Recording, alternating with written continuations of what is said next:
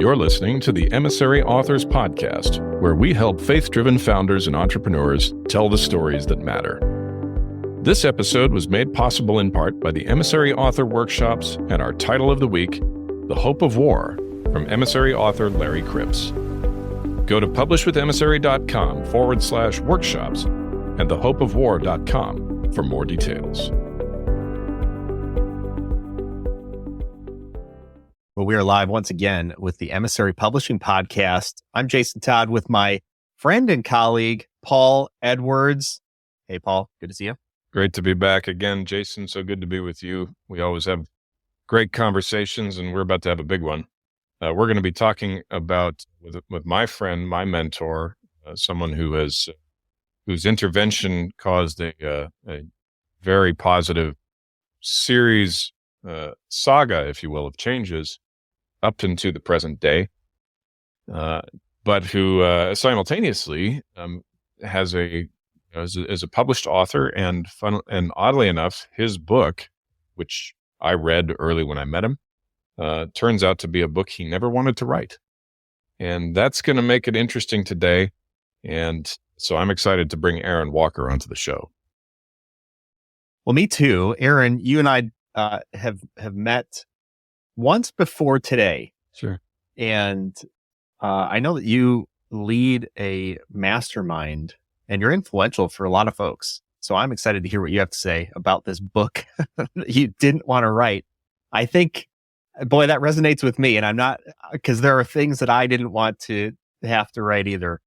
And I'm super interested to hear what you have to say. So welcome to the show today. Well, Jason, thank you, man. Thank you for having me. Really, really consider it an honor and a privilege to be here, Paul. Good to see you. Always good to see you as well. Welcome back. Welcome on board this show for the first time, but not the first time we've interacted over Podcast Big A, and that was a huge moment. The very first time you came on my old show, and even more excited now to dig in and learn maybe some background about your book and your time as a published author that I, even as well as we've gotten to know each other, I still don't know yet. So anyway, yeah, that's usually where we start. Authors don't just get up and write books for no reason. Right. They don't just say, I got to write a book. We talk to a fair amount of people who aren't ready for it, and we are happy to tell them they're not ready for it. Yeah. But to those who do, when you look back on it, you say, what was I after when I did this? Why did I do this? What was behind it all? And for us, that's always where we love to start, is what's the why? And so we'd love to hear about the why behind View from the Top. Yeah. Well, let me give it to you. But the first thing is the book found me. I didn't want to write this book. I mean, writing a book was never on my radar in my entire career. I'm going to give you 60 seconds worth of context so you'll appreciate and enjoy maybe the remainder of the story. Without the context, it won't make any sense. But I was a small business owner. 44 years this year, I've been a small business owner. And the first probably 20, 25 years of my career, I was in isolation. I was absolutely operating alone in owning all these businesses. And then in the early 90s, there was a guy starting a radio show here in Nashville. I live in Nashville, Tennessee. No, we don't need any comments about my Southern drawl too, by the way, Paul. I know you like to tease me about this Southern drawl, but anyway, so I went to a Chamber of Commerce breakfast and heard a guy speaking there about a radio show he was going to start. Invited him down to my location. He loved it. He said, "Hey, why don't you advertise on my show?" And I said, "Listen, man, an hour ago, I just met you. Now you want me to advertise on a show that nobody knows is going to be successful. I've never met you in my life, and I'm not interested." He said, "Well, I'll give you a free week if you'll try." And I was like, well, I got nothing to lose, right? And so I advertised with the guy, and 3 days into the advertising, I called him up and I said, "Man, I don't know what you're selling. I don't even really understand what you're doing, but I'm interested in continuing this relationship." He said, "Well, if you do, you got to sign an annual contract." And I said, "This is getting worse by the minute." I said, 3 days ago, I met you, 3 days into a free week, and now you want me to sign an annual contract. And he goes, "Yeah, if you're going to be one of my sponsors, you got to sign an annual contract." Well, Paul, that was my first encounter with Dave Ramsey. Dave and I became very good friends, and I went on to sponsor his show for 21 consecutive years. Was shortly thereafter, maybe 5 or 6 years after I met Dave and started doing some advertising, I had a horrific automobile accident, and I was headed to the office and ran over and killed a pedestrian on my way to the office. Just by God's providence, a few weeks later, I saw Dave at a concert I was at. He invited me to join his mastermind group. So I went to the Eagle mastermind group and joined, and I was reluctant. I really didn't want to do that because you know what Dave is. He's a hard charger. He's going to be all up in my face, and he's going to find out that I've got debt on real estate, and then I'm going to be in real trouble. And so Dave loved me through that. And he said, "Hey man, I want you to be a part of this group." So we spent the next 12 years in Dave's office, really doing life together. Well, about, I guess it's been 10 years ago now. One day we were sitting in there and, one of the guys said, "Hey, Big A, you should write a book."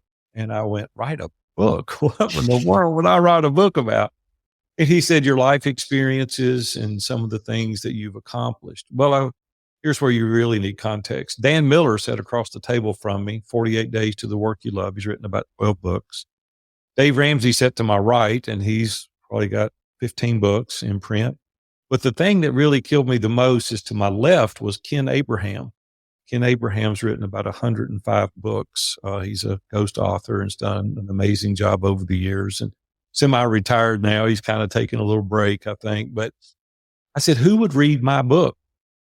And they said, "Well, you've only lived your story. We haven't lived your story." And I said, "But I've got pros around me. These guys are champions. They're New York Times bestsellers. Like, who's going to read Big A's books?" Ken Davis is a friend of mine, and Ken's a very successful entrepreneur, has written books himself. He said, no, you've got the wrong attitude here. I said, "What do you mean?" He said, "Based on the book that I wrote last," he said, 17 people decided to not commit suicide as a result of reading my book. He said, "If one person's life is changed as a result of reading your book, is it not worth it?" And that stoked something in me. I said, "You're daggone right." I said, "I'm going to write that book." And so it took me 18 months to sit down and really work through that. But what it took was me stop comparing to other people, and have a stronger mission. And my mission was, if this changes one life, it's worth it. So I wrote the book that I didn't want to write, and God has really blessed it, used it in an incredible, powerful way. That's a great, that's one of the best whys you can have, I think, because the truth is, like, we tell clients this all the time, you can go a long way publicizing a book. You can sell a lot of copies of it. You can have a lot of people buy it and then they never read it. But if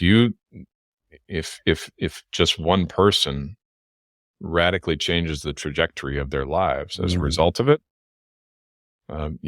that's worth it. And of course, there's plenty more reasons to do it, but at a fundamental level, I mean, we're in the business, as Jason and I like to say, of telling stories that matter, right? Spreading messages that matter, and a message that tells another human being, "Don't give up. Your life isn't done. It's not over. You can, there's more that you haven't looked at and you haven't thought of yet."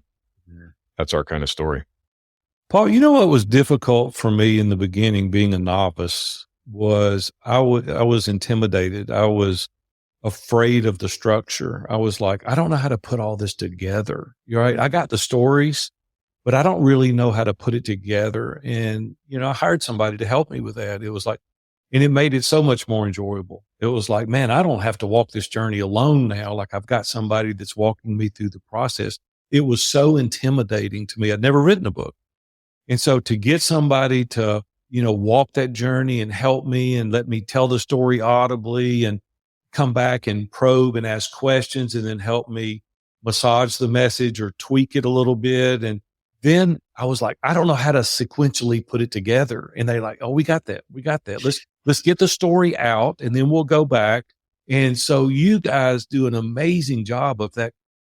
It's intimidating for a guy like me, right? Because I don't do it every day. But for you guys, you're like, "No, let's go through this process."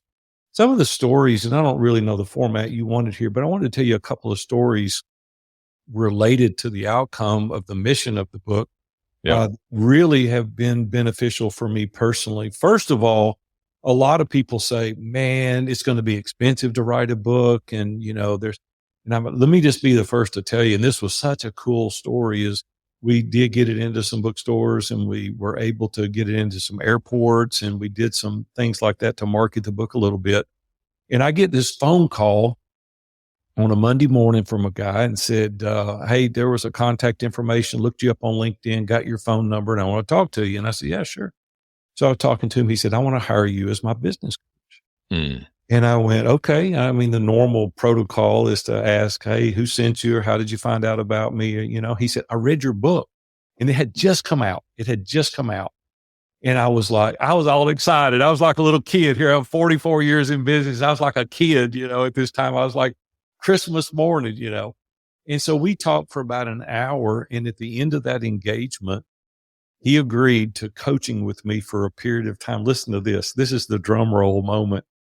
It covered the cost of the book. One client, one guy that had never heard about me in a million years, was in California, and he hired me, and it covered the cost of the book. And I said, this is unbelievable. I can tell you story after story after story like that guys found me as a result of reading the book. They feel like they know you after they've read the book. They started asking me questions about, man, that time you were out west and you thought about killing that guy, and that wreck you had, that was terrible. And these businesses that you've owned. And I'm like, I don't even have to sell this guy. The book is telling my story. All I had to do is say, hey, what is it that you want to get accomplished? I think my favorite story, though, and there's countless, I can't even begin to tell you the benefits financially the book's done for me. Plus, it's gotten me on podcast after podcast. I don't even know for sure if people will invite you to speak today without a book. That's one of the first things they ask you. Have you written a book? And I'm like, I didn't realize how valuable it was to have a book in your repertoire. It's like, oh my gosh, yes, I did write a book that, and now they're interested, right, in me speaking, because you're perceived as being an expert, whether you deserve it or not. I haven't decided, but it gives the perception that you're an expert in that industry. But I had a guy in ISI. I'm the founder of Iron Sharpens Iron Mastermind. And I had a guy call me, and he said, hey, Big A, I want to talk to you. And I said, yeah, sure. He said, my son's 20 years old, and he found your book on my nightstand. And my son is kind of wayward, and he's kind of going down a bad path. And he said, I want you to know he looked through it, and he's reading your book. And I said, would I have an opportunity to talk to your son? And he goes, would you do that? And I said, I would love to. I'll never forget it. I was at Bluegrass Country Club. I was playing golf, and I told the guys, I said, hey, I got a phone call. Excuse me. I said, it'll probably last 10 or 15 minutes, but I need to talk to this guy. So I went to the locker room and I called him, and we were talking. He was real nervous, and we were talking, and he started asking me questions about the book, and I started sharing with him, and he looked kind of up to me because I'd owned a number of businesses. And so he was really listening to what I had to say. Well, about a week later, his dad called me, and he said, I'm Christian by faith, and I give a lot of references to my faith in the book. And the guy accepted Christ as a result of reading my book. And I thought, you know what? That's that one guy that my buddy was talking about. And I was like, if nobody ever reads it ever again, it changed that one young man's life. I don't know what that's going to do generational. I don't know the ripple effect of what that's going to have.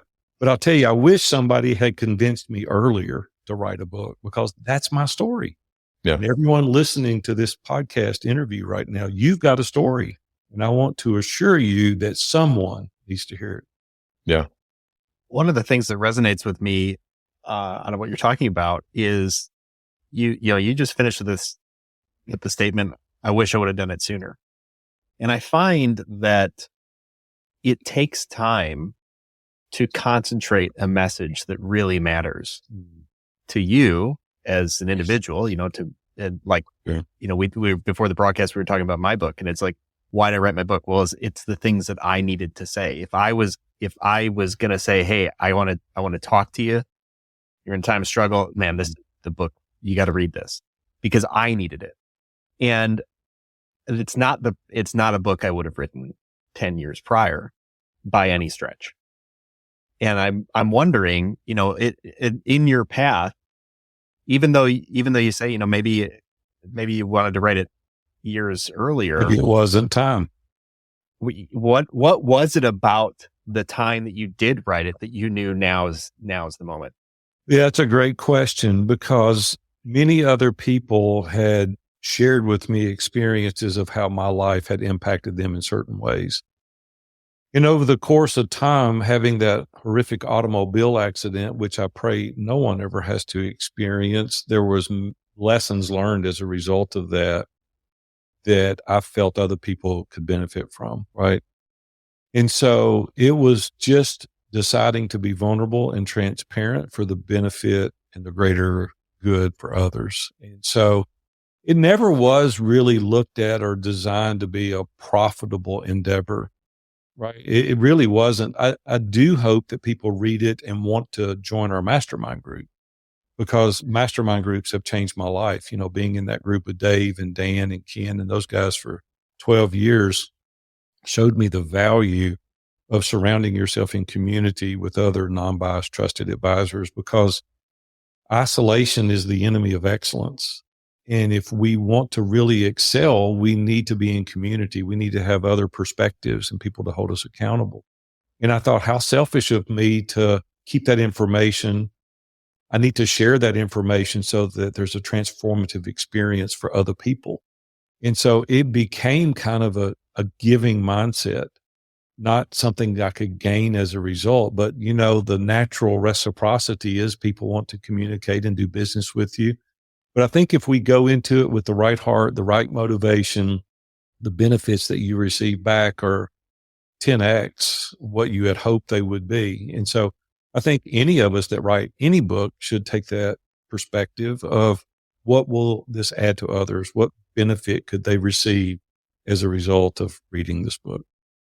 Yeah, I think folks have to get to that point of, like we tell people, if you have a product, service, or message that you think is going to change the world, you owe it to the world to get good at sharing that product, service, or message. Yeah. And without that first part of, I have a product, service, or message that I really need to get out there, if people haven't yet come to that point, then it might be premature. But when to introduce something to the marketplace. But when you come to that point, that pivot point, perhaps, where now I have got to communicate this, I find that's where a lot of strength of communication is developed. And without that, I feel like messages sort of fall flat.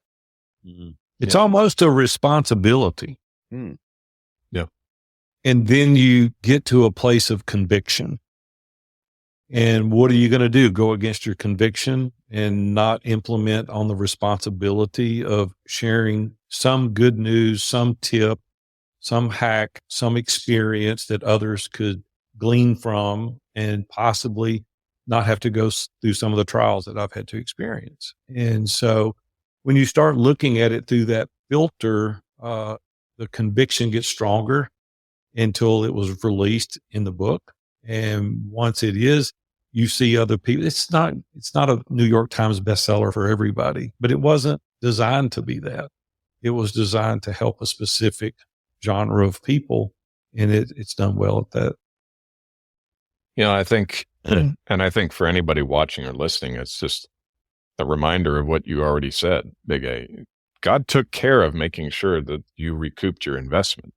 Oh, immediately. That's what was so cool. It was like, oh my gosh. It's not like, if you bet on that principle, we've talked about that before. If you bet on that principle of sincerely serving his fellow children without any thought of return, he's going to make it up to you. I mean, he's not unfaithful that way. But I love that, like, Jason, I'm hearing stuff we can incorporate into our language when we talk to potential authors to just enhance it even further, because it's like that mindset. This is a responsibility I have. If you as the author are saying, I have to do this, this is not just, and I really cannot concern myself with the ROI. I can't do something stupid, but I have to look at the numbers, but I can't become fixated on them. Instead, I think like when you get into brass tacks of why become an author, these are the kind of things that if these thoughts are flowing through your head, then you're thinking about it the right way. But if you're coming to it with, well, what am I going to get out of it as the priority, right? Then it's... Well, that's why I really love the tagline for Emissary. We tell the stories that matter. Yeah. And it's sort of a filtering mechanism by design.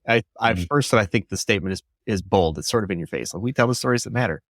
And the filtering mechanism, as I see it, like you're talking about, Big A, the story first has to matter to you as the individual, as the writer. This has to be something that really matters. Because if it really doesn't matter to the writer, does it need to be said? I would suggest, maybe not. But if it really matters, then it really matters how it's communicated. I'll tell you a real obstacle that I had to work through initially, if this is beneficial to anyone else that's considering writing a book. It felt very self-serving initially. It felt like I was boastful. That's the way, and I had to, because we're taught all of our lives humility, right? And I think if you go about it in a very confident manner, void of arrogance, there's a sense of humility that shines through. And I had to get to a place of being confident in the message, but not arrogant as to the result of any success that I might have had. And so I had to work through that. It was difficult because I can put my name on a book and look at me, I wrote a book, and I was like, man, do I want to do that? And then I thought, again, I have a responsibility. Other people will have to decide how they take that. That's on them. My intentions, my motivation was pure, and I had a sense of responsibility to share a message that could help other people. And once I got to that, I was good to go. What was the reaction? I mean, you shared some of the stories already, Big A, but what would you say was the reaction, in ISI at the time, throughout your network? Was it overwhelmingly positive? Did you get a lot of stories right away, or did they just trickle in gradually? Yeah, they were trickle. No, it wasn't any. We didn't do a huge book launch. I didn't get everybody involved. I probably could have done a better job. That's not really my style, to do that. I wanted it to sustain long term, and I didn't want to just blow it out in one fell swoop. And then, so it's gradually just continually market. Consistency for me is everything. And it's in everything that I do, regardless of what it is. It doesn't matter. I want to do it consistently. I don't want to, I'm a long-term runner. I'm not a sprinter. Right. And so whatever it is I'm going to do a little bit each day, and I'm going to continue to do that. I think that's where you get the maximum return. And you do a great big blitz and you put it out there and you sell a bunch of copies, and the next thing you know, it pales in comparison to the launch, and then you get disenchanted, and then you just let it go by the wayside, and the rest of them sit in your garage. I didn't want to do that. No. And so, but we continually get comments on it, and they trickle in all the time. And there's always somebody saying, hey, I read your book and I want you to know this touched me, or this was meaningful. But I'll have to confess this is that I was very vulnerable in the book. And I think the audience is starving to death for authenticity. Like, if you're going to write a book just to make yourself look good, I don't think it's going to resonate with the reader as much as it would be being authentic. Just like I would be on this interview today. I don't have all the answers and I don't know everything, but I'm authentic. And even in leading ISI, I'm very transparent. Robin and I fuss about things. Yeah, we've got a 43-year successful marriage, but we still fuss, and it's like, I got kids and they still are knuckleheads sometimes. And, it's like, I don't have it all figured out. Like, we're doing this together. And I think if you write your book that way, the thing that I was a little bit nervous about also is that I wanted it perfect. And that's just not going to happen. And then I started thinking, you know what, this is who I am. And people tease me about the way I talk. Paul's a champion that he can really do a big A imitation. But the truth is this is who God made me. Yep. And this is what I need to hold on to and write that way and talk that way. I even did my own audible. I didn't want somebody else doing the audible. I wanted to hear my voice. There was an inflection and they could tell where I was passionate about certain things. And so, yeah, I would say relax. Anybody listening to this that hasn't written a book yet, I would say relax and be you and go in and tell your story and don't try to make it something that it's not, and just have a good time. And I think if I had been given that instruction earlier, it would have been better. It would have made the process a little easier. What are some things that, if there was anything, caught you by surprise about doing this? Things positive, maybe negative stuff, but it came out of left field. You didn't see it coming and took a little while to adjust to in terms of being an author, right? Yeah. Yeah. So there's a few things that did, and I'm not going to use any names or companies. I think that wouldn't serve us well. I'm just talking generically. One of the things I wished I had been better prepared for is to market the book. I thought I'm going to do it and then a company's going to pick it up and go do everything. And that's not reality. It wasn't for me. And I wished I had been better prepared to know what it was going to look like and know what my responsibility was going to be in order to promote and market the book. I wished I had been better prepared there. If I had it to go over, I would have had a better understanding with a plan to market it consistently, long term, not just throw a bunch of money in at once. I would have had a better plan and a budget.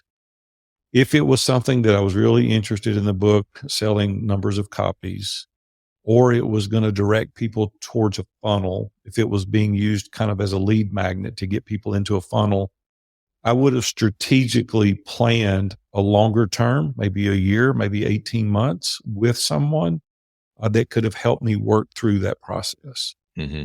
So I don't feel like I was prepared well for that. That threw me a little bit of a curve.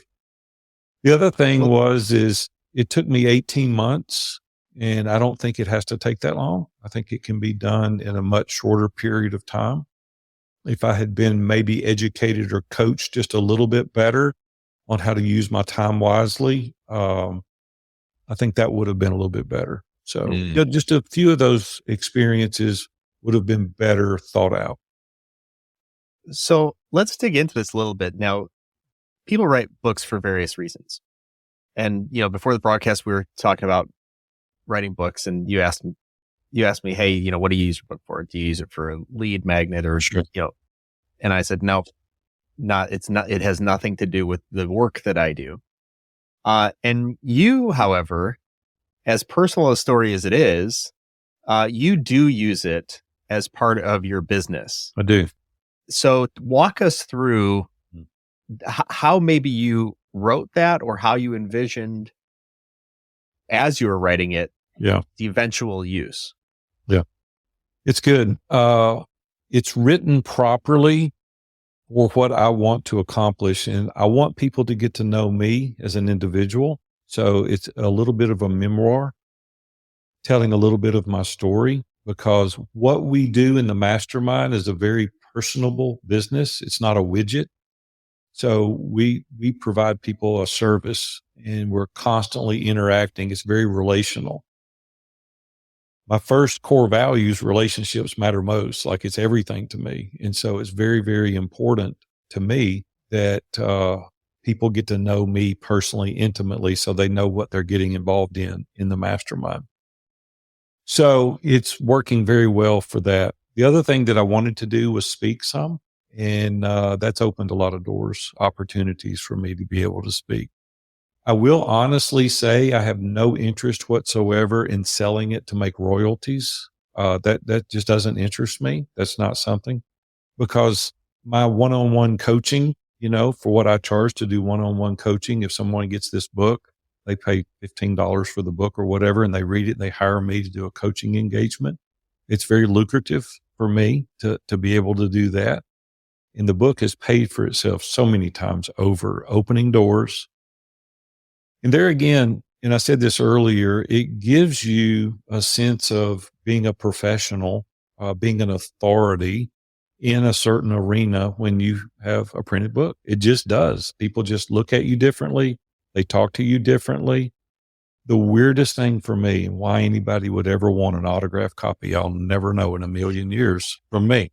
I'm like, really? Like, they'll stand in line at speaking at conferences, and I'm like, I'm just an idiot from Nashville that's had a little bit of success, and they want my signature. Like, it was humbling to me, but they do. They want that. Then they want to take a picture with you, and they want to put it on social media. And I'm like, wow, this is because I wrote a book, right? That's the way it feels. But then they read the book and it's substantive, right? There's something there, and there's something that matters. And then when they read it and they're able to apply that to their personal life, and it helps them in some venue, you're like, now you're their mentor, right? Mm-hmm. Now it's like, oh my gosh.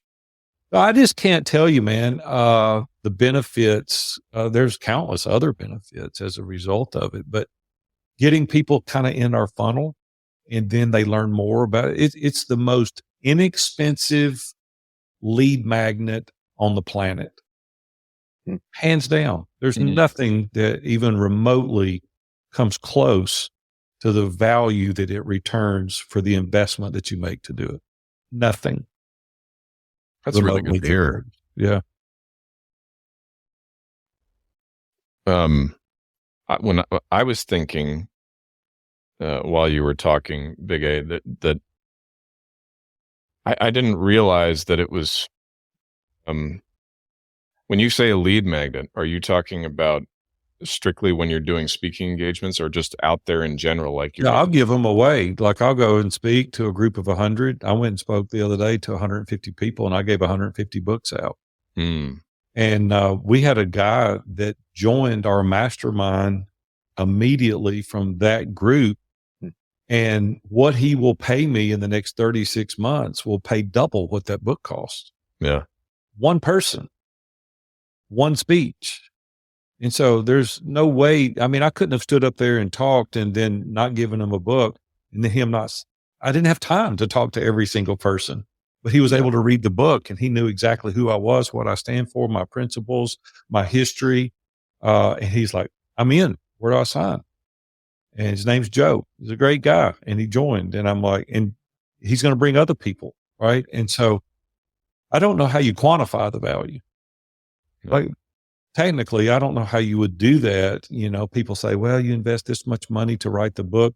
It's really not an expense. It's just an investment. And it's an investment into what you're trying to accomplish.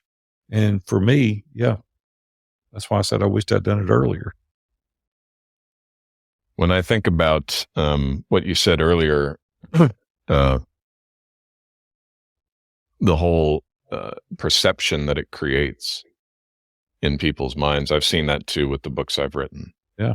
The fact that you're a published author, it at the same time, they intellectually know what that is, but it adds like a dimension of gravitas to who you are. And I thought about that for a long time, and I said, why is that? But when it comes down to it, like, if you actually go through the process of writing and editing and publishing and promoting a book, that's a lot of energy and effort and intellectual firepower to bring to encapsulate in a single product that they can hold in their hands, and they can read it, and then they can become acquainted with you. And I think it's probably the reason so few people succeed with it. And then, you know, in an even smaller niche, it's probably the reason so few people do a good job of actually carrying that message out there. Is, again, you separate the few who have the message, they're aligned with the message, they are the message, and that message matters so much that they'll take it anywhere, they'll give it away, they'll do that. And then, of course, there's a great harvest to be reaped from that. Well, if it was easy, everybody would do it. And the thing that's really cool too that most people don't really consider, I don't think, is I would give anything to have had a book my grandfather had written. Mm. And it's like very few things I've even got. Pictures, a few pictures. There's no letters, but to have a book that my grandfather wrote, like I would give anything to have that. Or my dad. I wish my dad had written a book. So there's a legacy component to it as well. Even if it's not a memoir, even if it's a business book or something, it's like my granddad still wrote this. Yeah. Right. And to be able to have that or share that or things like that. Yeah. It's just that there's just, I don't know a downside other than it's hard work. I'm not going to minimize that. It takes a lot of energy, brain power, as you've put it, cause I really wanted to do a good job. I really wanted to think through it. I really wanted to lay it out in a way that people could appreciate it and adopt what I was trying to convey and hopefully apply it to their lives and some of the mistakes that I made along the way. And like I said, I'm very raw in the book. I'm very vulnerable, but I think that's what endears people to me and to others that do the same. Because when you're all polished and everything is great, nobody can identify with it. Yeah. It's like my life's not like that. My life's not all polished. I used to get a little bit upset. I've had the privilege of hanging out with some successful people, and we would talk about difficult situations. I said, why aren't you talking about that publicly? And they're embarrassed. They're like, I don't want to talk about that. I said, yeah, but then everybody else thinks something's wrong with them. It's like, hey, you're successful, but because I'm your friend, I see the dark side also, but you're not sharing that. Mm. These people don't know how to work through that. And I said, we need to be sharing more of that. Don't get your family in trouble. Don't embarrass your kids. That's not what I'm saying. But there's a lot of challenges that go on behind the scenes with successful people. Mm-hmm. And other people need to learn from that so that they can bypass those landmines and possibly not have that in their life, or say, you know what, Big A went through that. I've gone through this and he overcame it. I can. It gives them a sense of hope and encouragement. And that's why I think more books need to be more transparent, more real, more realistic, not perfect, not polished, but let's get the real story. And when you get that, then you can operate from there. As you've so often shared with us in ISI, Big A, that's one that has really stuck with me through the years. You said this to me very early on in our relationship. You said, I can teach you how to make more money, but if you're still a jerk when you get there, I'm not doing you any good. Right. Yeah, you still go home a loser. Yeah. And one of the ways that happens, to tie that into what you just shared, is for people to hear that there's not some magical dividing line between the pure and the innocent and the evil and the wicked. And actually, it's quite blurry. It depends on our daily choices. Sure. And if we're open about the bad choices we've made, people who want to, over a period of time, get better and better and better at making better choices and being more on that good side, are going to find hope and inspiration there, which is just the kind of message we're after for Emissary and the kind of message we love amplifying and spreading on behalf of authors. So, well, you guys are doing a great job. I mean, your reputation precedes you. I'm hearing stories already from various authors and folks that y'all worked with. And so you're doing a great job. So keep up what you're doing. Grateful for that, and grateful for you and your friendship and everything it's meant to me. And grateful to have you as a guest again, for the first time on the Emissary Podcast, where we help faith-based founders and executives spread messages that matter. Jason, it's been great being with you as well, my friend. We'll see you next time on the Emissary Podcast.